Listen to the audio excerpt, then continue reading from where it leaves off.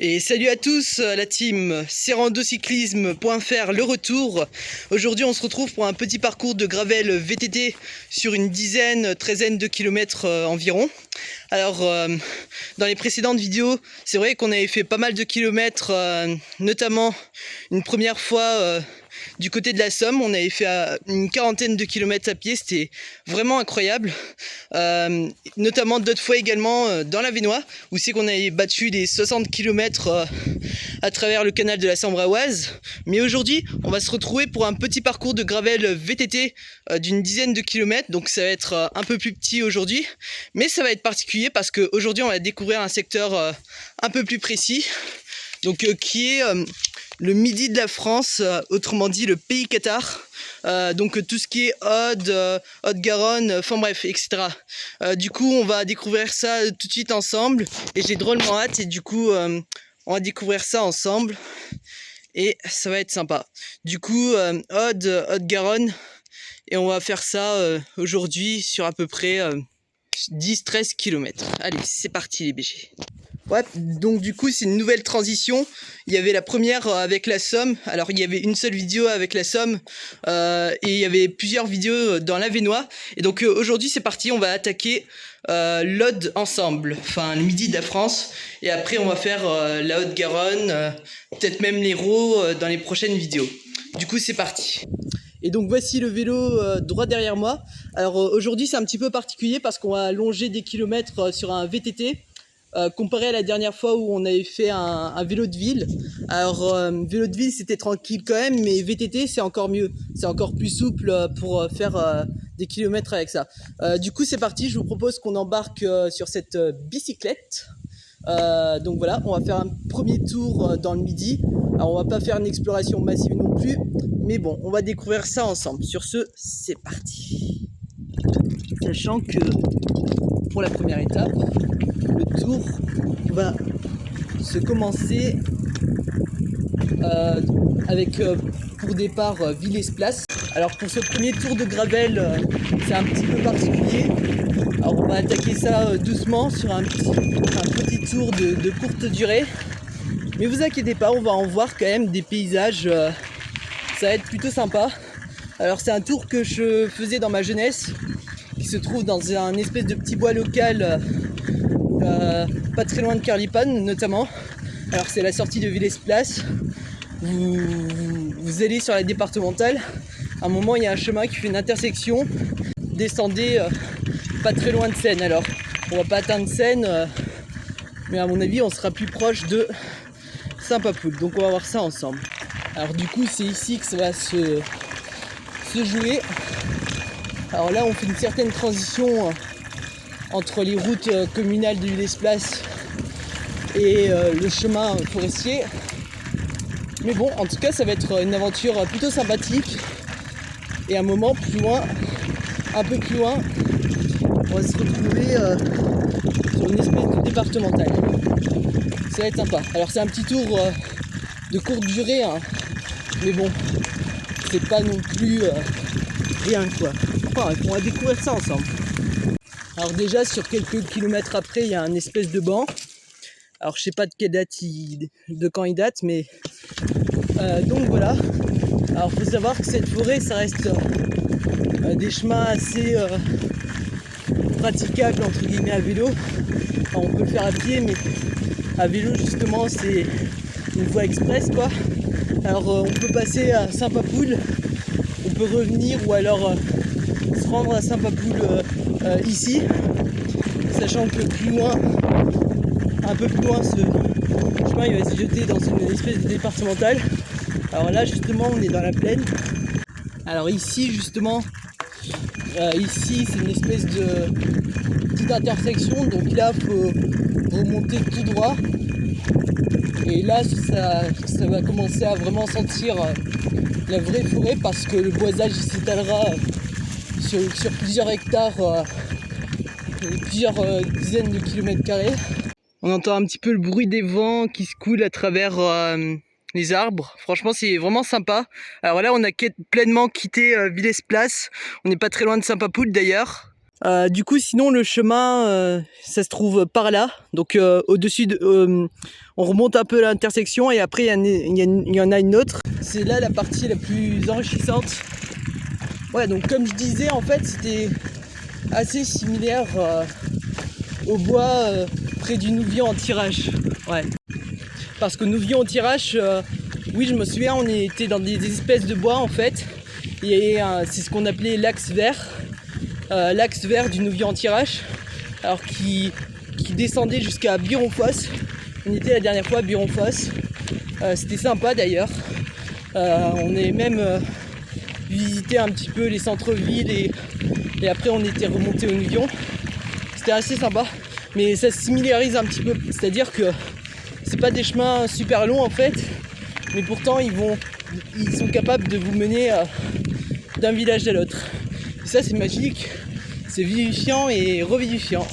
Donc voilà, à partir de là, il va falloir prendre la gauche, donc la gauche à l'exactitude. Et au bout, il faudra monter un petit peu.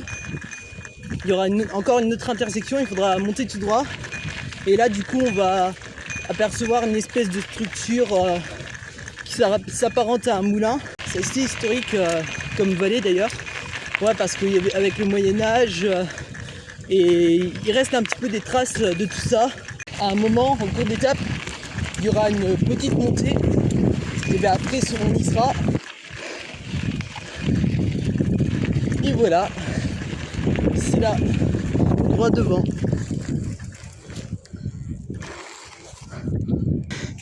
Et du coup ici on a une espèce de moulin, alors qui servait pendant les époques du Moyen-Âge ou alors du 19e siècle. Alors vous voyez, on peut pas visiter l'intégralité parce que il y a une cave qui est un peu enfouie là sous la verdure. Donc voilà. Après, c'est assez structurel, hein, mais c'est des ruines en fait. Hein. C'est ce qui restait d'un ancien moulin. Alors on le trouve aussi en bas de la rigole, de l'autre côté, à des chemins, à des espèces de rocades de Villers-Place. Là, la rue du Moulin, ça s'appelle rue du Moulin. Alors ici, on a une espèce de cave assez historique. On y trouve un petit peu tout ce qu'on veut. Et alors là-bas, ça se voit pas très bien. Ça se voit pas très bien parce qu'elles sont pas très nombreuses, mais là-bas, en fait, il y a une espèce de nichoir avec des abeilles. Alors cette fois on les entend pas trop. Alors je crois ça c'est le moulin de Ferrals. Ou alors ça servait du moulin à travers la rigole de Ferrals qui était un peu plus loin. Donc ça alimentait les eaux grâce à ça. Et il y avait un espèce de système avec des réservoirs hydrauliques. Donc enfin voilà, ça c'était vraiment à l'ancienne. Hein. Maintenant tout a été automatisé, industrialisé depuis peu quoi. Alors ça c'est vraiment l'époque. Mais sinon voilà, la structure est simple. Hein. C'était de la pierre. Ils battaient ça, ils faisaient ça construire. Ils faisaient construire ça comme à l'ancienne. Alors c'est assez historique, hein, mais c'est intéressant de venir ici. Alors perso, je serais un petit peu du même avis que certains internautes qui disent que certains de ces monuments devraient être inscrits au patrimoine mondial de l'UNESCO ou alors d'autres sites tierces. Alors c'est vrai qu'on est quand même dans la campagne là. Enfin, alors c'est vrai que la Vénois et la Somme aussi c'était la campagne, quoique la Somme, bon, c'est un petit peu plus subjectif. Mais là par contre, l'Aude, c'est vraiment pure campagne. Après ça dépend, il y a quand même des aires d'attraction de villes assez connues comme Toulouse, Castelnaudary, Carcassonne, enfin bref. Ah oui, la cité de Carcassonne, ça doit vous rappeler quelque chose peut-être. Donc sur ce, nous, on va continuer sur notre gravel qui nous attend juste ici. Et sinon, on va longer d'autres directions, pas très loin de Saint-Papoul. Alors je sais pas si on va passer à Saint-Papoul, mais c'est plus proche de Verdun-Lauragais, Villemagne, tout ça. Et après, on va redescendre et on va revenir à travers une autre route. Donc voilà, donc ça c'était le moulin de Ferrals. Sur ce, nous on va se diriger vers d'autres chemins. Et enfin voilà, donc c'est une petite introduction à l'Aude, au département de l'Aude. Donc voilà, c'est parti. Sinon, il y a un autre chemin ici qui redescend exactement à la même intersection que tout à l'heure. Après, il faudra remonter un petit peu par contre. Et sinon, on devrait pas tarder. Et sinon, voilà. Alors si vous sentez que les vitesses sont trop faciles, n'hésitez pas à les monter un petit peu, hein. Alors surtout dans les descentes. Donc là on commence pleinement à quitter le boisage. On approche de la départementale, d'ailleurs c'est juste ici, hein. Alors ça c'est la route qui amène vers Verdun, Villemagne, Cessac. Alors du coup pour redescendre près du château de Ferrals, ça va se dérouler par là. Alors avec l'ancienne rigole de Ferrals qui servait au moulin pour tourner. Alors elle est vide aujourd'hui, mais autrefois ils utilisaient des rigoles pour faire tourner le moulin comme j'avais dit tout à l'heure. Donc là on suit exactement la descente 3.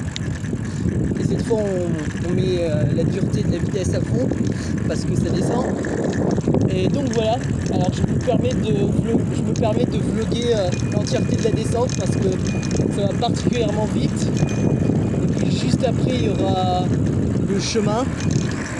Alors le chemin de la même forêt qu'à l'instant, qui se prolongera et cette fois ça va descendre davantage. Donc bon voilà c'est parti. Alors profitez de la descente les gars, parce que pour certains cyclistes les descentes c'est le meilleur moment. Le bras il monte comment dire.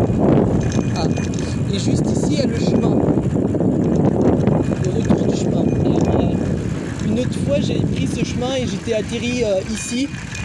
Mais en fait je me rendais pas compte que c'était plus bas en fait que la première intersection. Donc voilà. Ah. Et là ici c'est un peu plus sportif. Alors il y a plus de cailloux, de grêle et d'autres choses. Mais bon, c'est la vie les gars. En même temps, commencer à prendre un petit peu d'ampleur, s'adapter, les courses et un peu ce que vous voulez quoi. Les particularités des chemins, ils sont moins lisses ici qu'avant. Mais en même temps, il y a les descentes qui contribuent un peu, donc bon voilà.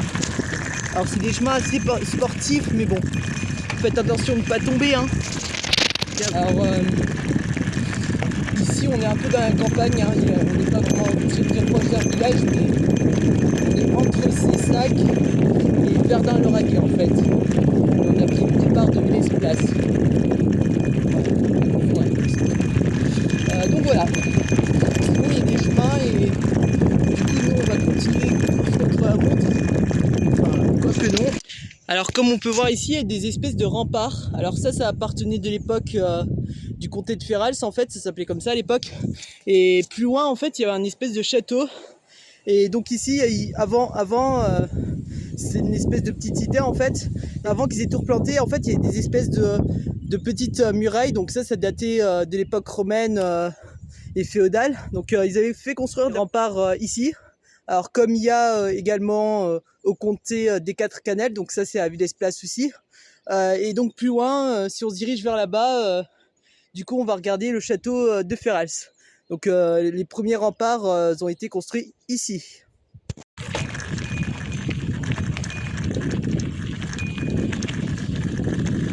Stylé.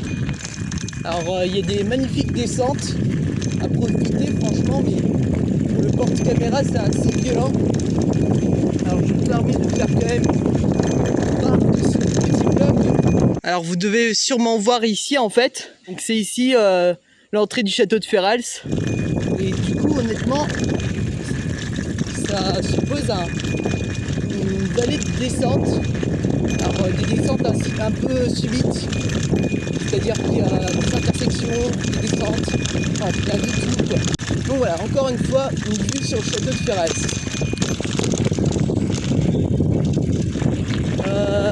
Ça fait plaisir. Alors là on est complètement en train de quitter le château là, on passe à côté à toute vitesse. Mais franchement voilà, pour certains cyclistes qui descendent c'est la vie.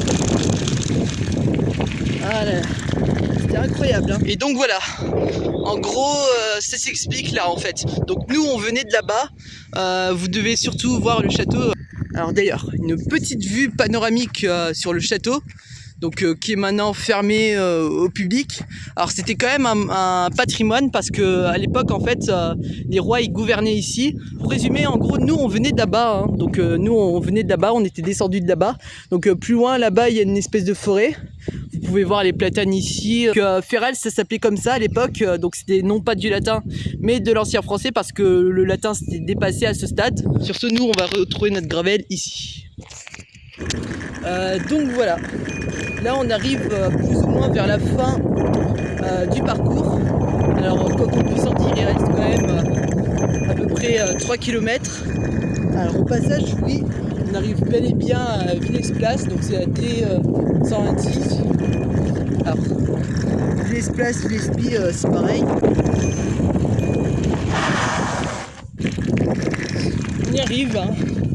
Là ça devient un peu plus caillouteux, mais en fait c'est pas vraiment des routes, c'est juste des chemins qui sont goudronnés.